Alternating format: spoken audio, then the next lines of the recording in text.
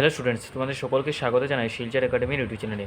তো আজকে আমি তোমাদেরকে ক্লাস 10-এর গণিতের অনুশীলনী 1.2টা যেটা আগের লেকচারে আমি তোমাদেরকে কোয়েশ্চেন নাম্বার 3 অবধি সলভ করে দিয়েছিলাম।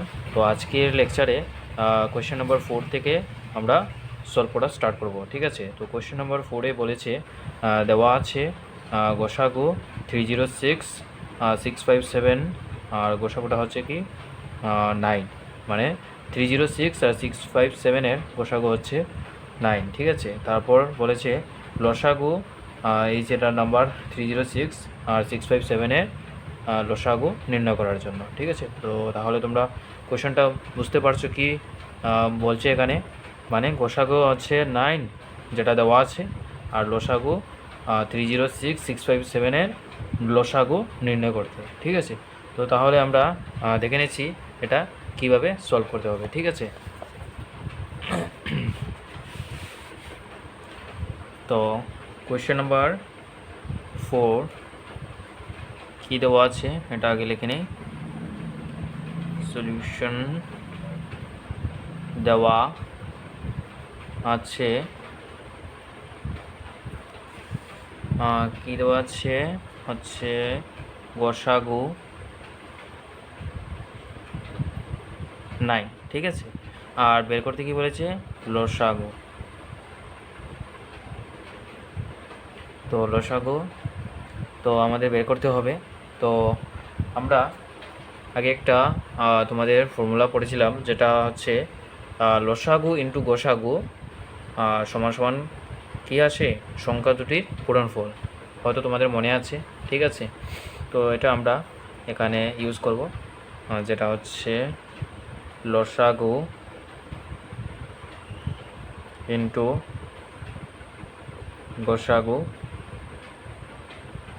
ঠিক আছে, তারপর কি ইকুয়াল টু সংখ্যা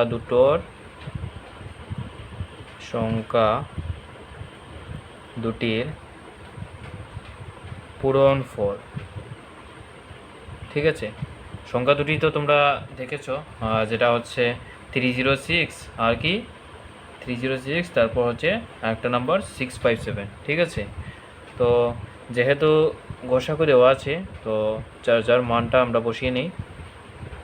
লসাগু তো আমাদের বের করতে হবে, তো তারপর ইন্টু গোসাগু হচ্ছে 9। ঠিক আছে, 9 লিখে দিলাম, তারপর ইকুয়াল টু কি সংখ্যা দুটির পূরণফল। তো সংখ্যা দুটি হচ্ছে ফার্স্ট নাম্বার হচ্ছে 306, তারপর ইন্টু যেটা বলেছে পূরণফল, তারপর পূরণ করে নিলাম, তারপর বলেছে কি 657। ঠিক আছে, তো এটার পূরণ হয়ে গেল, বুঝতে পারলে এই জায়গাটা। তারপর যেটা হচ্ছে লসাগু। ঠিক আছে, এই লসাগুটা এই যেটা ইন্টু হয়ে 9 আছে, তো 9টা যখন ইকুয়াল টুর এই সাইডে যাবে, তো এটা নিচে নেমে আসবে, বুঝতে পারলে। তো আমরা লিখে নিই লসাগু ইজিক্যাল টু 306 ইন্টু 657। যখন 9টা ইকুয়াল টু এই পাশে যাবে, তখন নিচে নেমে যাবে। ঠিক আছে, বুঝতে পারলে। তো এখন আমরা দেখে নেব এটা ক্যান্সেল যাবে কি। ঠিক আছে, যেহেতু ক্যান্সেল যাবে, আমরা 3 দিয়ে যেতে পারে, 3 ইন্টু 3 করলে 9 হয়ে যায়, তো 9 কেটে যাচ্ছে। তারপর এখানে 306 দিয়ে যদি 102 ইন্টু 3 করি, তাহলে এটা কেটে যাচ্ছে। তারপর আবার 3 দিয়ে কেটে দেবো, এখানে 3 1 3। তারপর হচ্ছে এটাও যাবে 3 দিয়ে, এটা হবে 34। ঠিক আছে, 34 ইন্টু 3 করলে 102 আসে, তো এটাও কেটে গেল। তো আমাদের কী রইল নাম্বার 34 ইন্টু 657। ঠিক আছে, তো এটা আমরা এখন ইন্টু করে নেব, 34 ইন্টু 657। ঠিক আছে, তো যখন তোমরা এটা ক্যালকুলেট করবে, ঠিক আছে, তো এটার আনসার আসবে, তোমরা করে দেখে নেবে কি আসে। তো আমি ডাইরেক্টলি আনসারটা লিখে দিচ্ছি, এটা হবে 22338। এটা হচ্ছে ফাইনাল আনসার। ঠিক আছে, তো আমাদের কোয়েশ্চেন নাম্বার 4 এটা সলভ হয়ে গেল পুরোটা। তোমরা এটা নোট ডাউন করে রাখবে কপিতে। তো এখন চলে যাচ্ছি আমরা কোয়েশ্চেন নাম্বার 5-এ। তো কোয়েশ্চেন নাম্বার 5-এ কী বলেছে এটা দেখে নাও। তো কোয়েশ্চেন নাম্বার 5-এ বলেছে যে কোনো স্বাভাবিক সংখ্যা n এর জন্য 6 পাওয়ারে আছে n, ঠিক আছে। তো 6 টু দি পাওয়ার n বলতে পারো, এর মান অঙ্ক ডিজিট 0-তে শেষ হয় কি না পরীক্ষা করো, ঠিক আছে। তো কোয়েশ্চেন নাম্বার 5টা আমরা এখন সলভ করে নিচ্ছি, ঠিক আছে। এটা কীভাবে সলভ করতে হবে এটা তোমরা দেখে নাও, ঠিক আছে। তো কোয়েশ্চেন নাম্বার 5-এ বলেছে 0-তে শেষ হবে কি না, ঠিক আছে। এটাই তো বলেছে, হ্যাঁ 0-তে শেষ হয় কি না। তো 0-তে যদি লাস্ট ডিজিটে যদি 0 আসতে হয় তাহলে কি আসতে হবে, উদাহরণস্বরূপ 10 আসতে হবে। লাস্টে যেটা এন্ডে কি আছে 0 আছে, তারপর 100ও হতে পারে বা 1000 এরকম করে 00, তখনই 0 যদি লাস্ট ডিজিট থাকে তখন এটা পরীক্ষা করার জন্য বলেছে, ঠিক আছে। তো এখানে কোয়েশ্চনে যেটা বলেছে আমরা যদি 0 আনতে হয় তাহলে কি লিখতে হবে, 2 × 5 যদি লিখি তাহলে 0 আসছে। কীভাবে বুঝতে পারলে? তো 2 × 5 করে কী আসে, 10 আসে। তো 10-এর 0 চলে আসছে, বুঝতে পারলে তো। তাহলে এখন কোয়েশ্চেন আমাদের যেটা বলেছে n এর জন্য, ঠিক আছে, 6 টু দি পাওয়ার n যেটা আছে এর মান অঙ্ক 0-তে, ঠিক আছে। তো এটা লিখে নিচ্ছি 6n। তো এটার যদি আমরা উৎপাদক নির্ণয় করি, তো উৎপাদক যদি নির্ণয় করি তাহলে কি আসবে, উৎপাদক দেখে নাও কীভাবে নির্ণয় করতে হয়। ধরে নাও 6 লিখলাম, তারপর এটা উৎপাদক হবে 2 × 3 করলে 6 আসছে। তো এটা লিখে নিলাম উৎপাদক, পাওয়ার কি n। তো এখন আমরা যদি n এর যদি ভ্যালু আমরা 1 রাখি, উদাহরণস্বরূপ যেরকম 6 আছে, 6-এর পাওয়ার যদি আমরা 1 রাখি তাহলে 6 আসছে, ঠিক আছে। 2 রাখলে 12 আসছে। তো এটা যে কোনোই নাম্বার রাখো কিন্তু এটা লাস্টে ডিজিট 0 আসছেই না, ঠিক আছে। তোমরা চেক করতে পারো সবটি নাম্বার দিয়ে, কিন্তু 0 আসবে না, ঠিক আছে।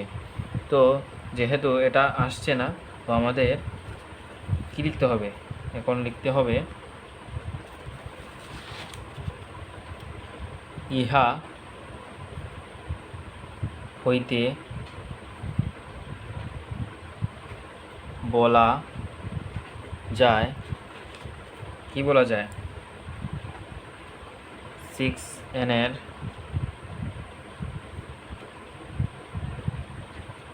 উৎপাদক 5 হয় না, ঠিক আছে। তারপর লিখতে হবে অতএব পাটিগণিতের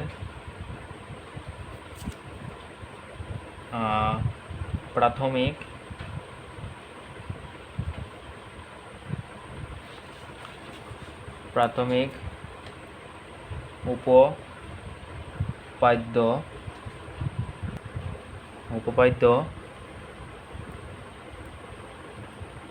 হইতে বলতে পারি যে প্রতিটি যৌগিক সংখ্যাকে, আর যৌগিক সংখ্যা কাকে বলে এটা আমি আগে ডিসকাস করব, ঠিক আছে। তারপর যৌগিক সংখ্যাকে মৌলিক সংখ্যার কি গুণফল হিসাবে প্রকাশ করা যায় এবং তো যেরকম আমি লিখে দিচ্ছি এইভাবে তোমরা পরীক্ষায় লিখতে হবে, ঠিক আছে। এবং এই উৎপাদক বিশ্লেষণ হইল অদ্বিতীয়। ঠিক আছে, সুতরাং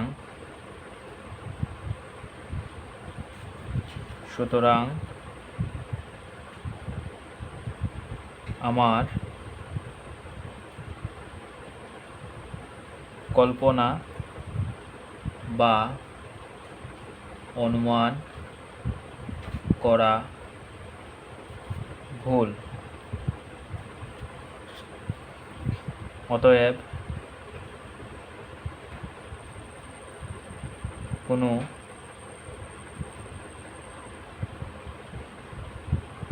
মৌলিক সংখ্যা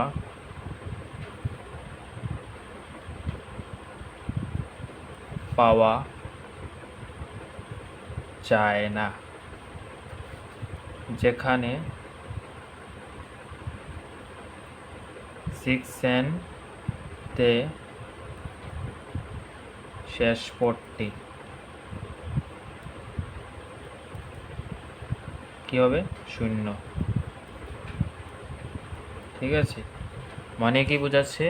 আমরা 6-এর যেটা পাওয়ার আছে এনের জায়গায় যদি আমরা যে কোনো মান বসাই তাহলে এটার লাস্টে 0 আসছে না। ঠিক আছে, তো এটা সলভ হয়ে গেল। তোমরা বুঝতে পারলে এই কোয়েশ্চেনটা। তো এখন আমাদের কোয়েশ্চেন নম্বর 5 কমপ্লিট। তো এখন আমরা চলে যাব কোয়েশ্চেন নম্বর 6-এ। ঠিক আছে, তো দেখে নিচ্ছি আমরা কোয়েশ্চেন নম্বর 6 কী বলেছে। তো কোয়েশ্চেন নম্বর 6-এ বলেছে কি 7 × 11 × 13 + 13 এবং 7 × 6 × 5 × 4 × 3 × 2 × 1 + 5 কেন যৌগিক সংখ্যা ব্যাখ্যা করো। ঠিক আছে, তো আগে তোমাদেরকে যৌগিক সংখ্যার বিষয়টা বুঝিয়ে দিই। ঠিক আছে, তাহলে এই কোয়েশ্চেনটা বুঝতে তোমাদের সুবিধা হবে। ঠিক আছে, তো যৌগিক সংখ্যা বোঝানোর জন্য আমি কিছু উদাহরণ নেব। ঠিক আছে, যৌগিক সংখ্যা এটা কিছু উদাহরণ নিচ্ছি। 4, তারপর 6, তারপর 8। এটা 4, 6, 8 যেটা লিখলাম এটা হচ্ছে মানে তোমাদের যেটা নাম্বার হবে এটা কাটা যেতে হবে।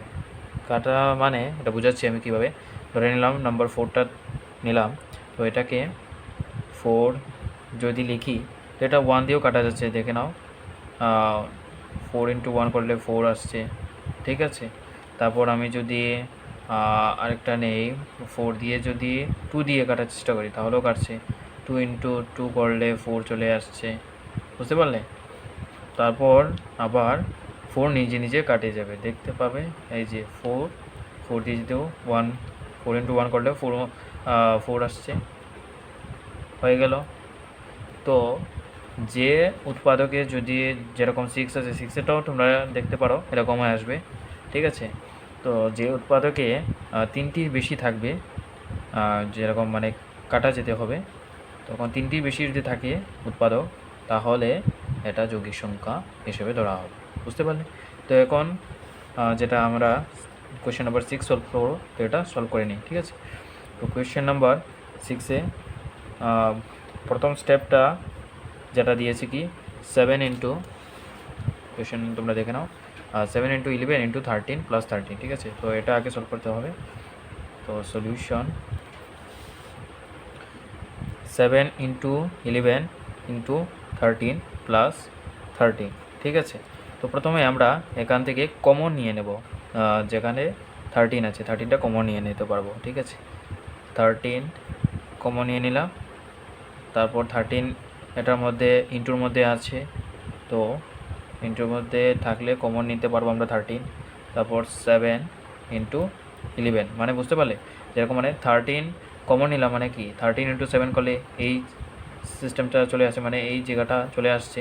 তারপর 13 × 11 করলে এই যেটা চলে আসছে। বুঝতে পারলে? তো তারপর কি +1 মানে কি 13 × 1 করলে 13 চলে আসছে। বুঝতে পারলে? তারপর 13 লিখলাম, তারপর কি 7 × 11 করলে কি আছে 77, তারপর +1, তারপর 78 77 প্লাস 1 করলে 78 আসছে। ঠিক আছে, বুঝতে পারলে? তো এখন নেক্সট হচ্ছে 78-এর কী কী উৎপাদক আসতে পারে, তো এটা আমরা দেখে নেব। 78 এটা 2 দিয়ে যাবে 39 টাইমস, ঠিক আছে। তো 39 দিয়ে 2 ইন্টু করলে 78 আসছে। তো এখন হবে কি 3 ইন্টু 13 করলে 39 আসছে, বুঝতে পারলে? 3 ইন্টু 13 করলে 39 চলে আসছে। দেন তারপর হচ্ছে কি লাস্ট হচ্ছে 13 ইন্টু 1 করলে 13 আসছে, বুঝতে পারলে? তো এইগুলো 78কে এইভাবে কাটা যেতে পারবে, ঠিক আছে।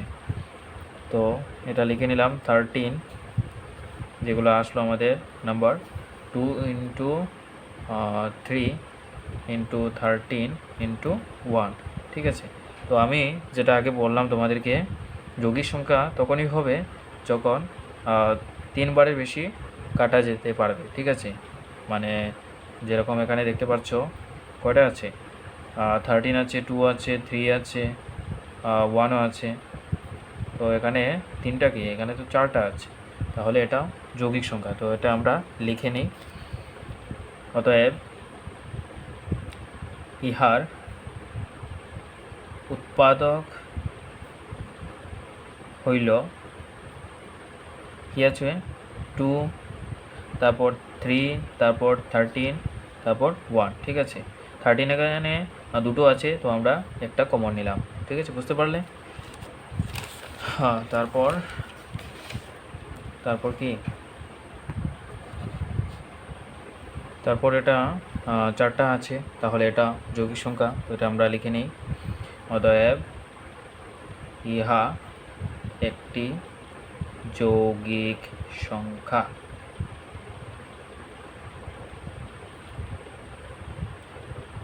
বুঝতে পারলে? তো এটার কোয়েশ্চেন নাম্বার 6-এর প্রথম স্টেপটা কমপ্লিট সলভ করে দিলাম, ঠিক আছে। তো এখানে আমরা চলে যাব নেক্সট স্টেপে।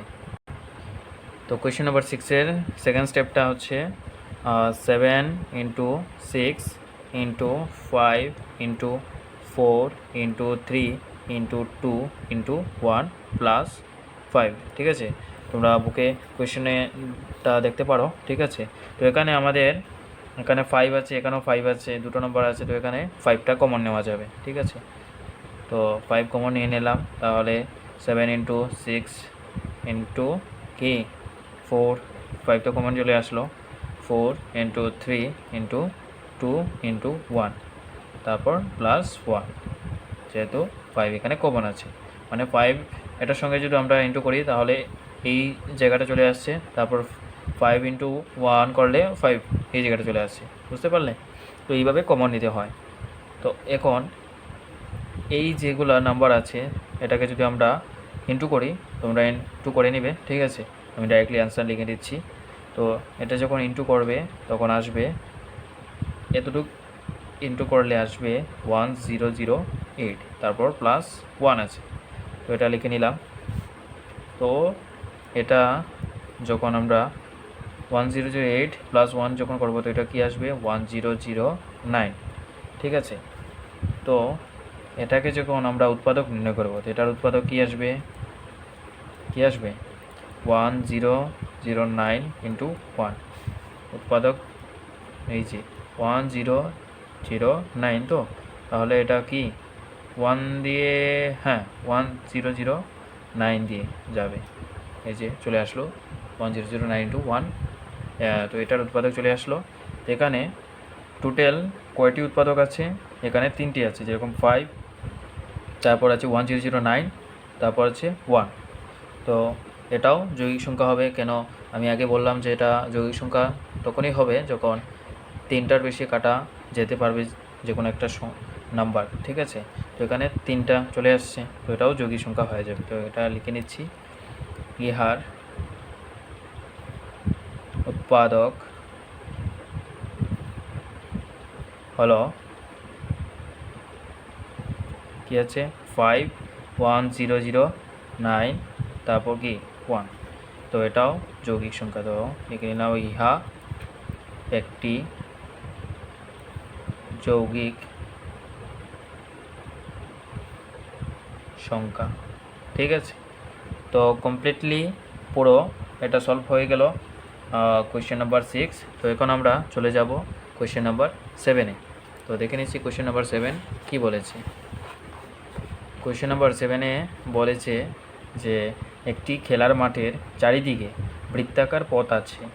সিনিয়র মাঠটিতে একবার গাড়ি চালিয়ে ঘুরে আসতে কত মিনিট? 18 মিনিট সময় লাগে, পরন্তু একই পথ রবির লাগে 12 মিনিট। ধরো তার উভয় একই বিন্দু থেকে একই সময়ে একই দিকে যাত্রা শুরু করে কত মিনিট পর তারা আবার যাত্রা করা বিন্দুটিতে মিলিত হবে। মানে বুঝতে পারলে কি বলছে কোয়েশ্চেনে বলছে যে ধরে নাম একবার গাড়ি চালিয়ে ঘুরে আসতে 18 মিনিট সময় লাগে সিনিয়র, ঠিক আছে। সিনিয়র এই যেটা মাঠ আছে বৃত্তাকার পথ আর কি, ঠিক আছে। তো এই মাঠটা সিনিয়র গাড়ি নিয়ে ঘুরে আসতে লাগে 18 মিনিট সময় লাগে, আর রবির কত সময় লাগে? 12 মিনিট, ঠিক আছে। সেম রাস্তায় এটা রবির লাগে 12 মিনিট আর 18 মিনিট লেগে যায় সিনিয়র। তো এখানে সিনিয়র আর বেশি লাগছে 18 মিনিট আর রবি লাগছে 12 মিনিট। তো এখানে বলেছে যে জায়গা থেকে ওরা স্টার্ট করেছে যাওয়া, গাড়ি মানে স্টার্ট করেছে যাওয়া, তো এই জায়গায় আবার ঘুরে এসে দুজন যখন মিলিত হবে তো কত মিনিট পর তারা আবার যে এখান থেকে স্টার্ট করবে এই জায়গায় এসে পৌঁছবে, মানে মিলিত হবে এই বিন্দুতে। বুঝতে পারলে তো?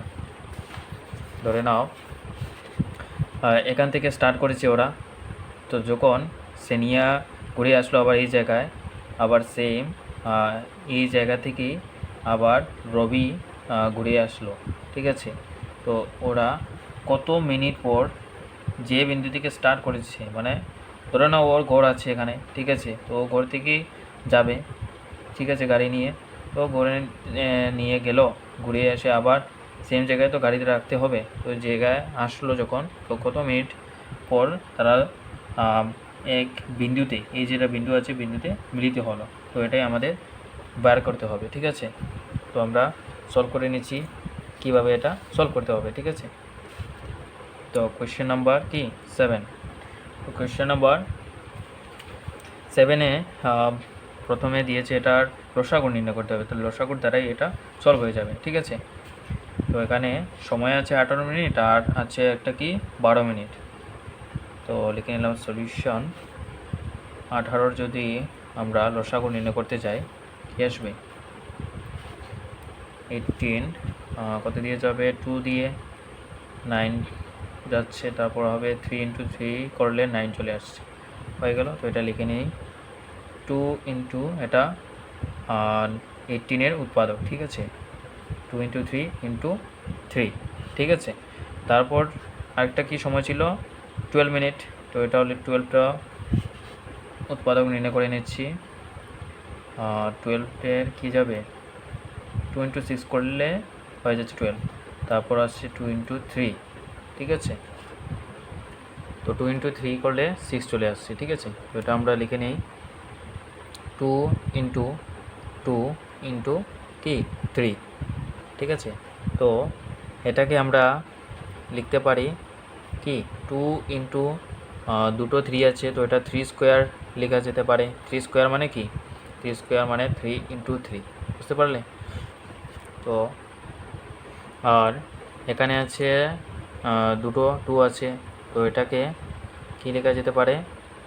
2 স্কোয়ার লেখা যেতে পারে, 2 স্কোয়ার × 3। তো এখানে আমরা দেখতে পাচ্ছি এখান থেকে আমরা লসাগু নিতে পারবো, ঠিক আছে। তো লসাগুটা আমরা নির্ণয় করে নিই। লসাগু হবে 2 স্কোয়ার আর কি 3 স্কোয়ার, তো লিখে নিলাম। আর কি হবে?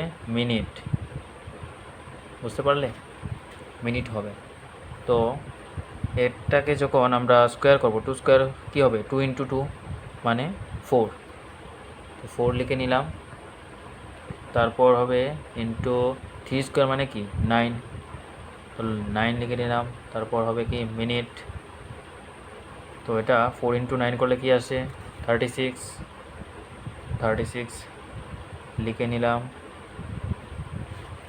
তো এটার আনসার হবে 36 মিনিট, মানে 36 মিনিট পর যেখান থেকে তারা স্টার্ট করেছিল এখানে আবার মিলিত হবে। ঠিক আছে, তো এটা আমরা লিখে নিই। অতএব রবি এবং সেনিয়া তাহারা 36 মিনিট পর প্রারম্ভ মানে কি? প্রারম্ভ মানে হচ্ছে যেখান থেকে প্রথম স্টার্ট করেছিল এই জায়গায় আবার মিলিত হয়েছে। ঠিক আছে, প্রারম্ভ বিন্দুতে মিলিত হইবে। ঠিক আছে, তো ফাইনালি আমাদের কোশ্চেন নাম্বার 7ও সলভ হয়ে গেছে।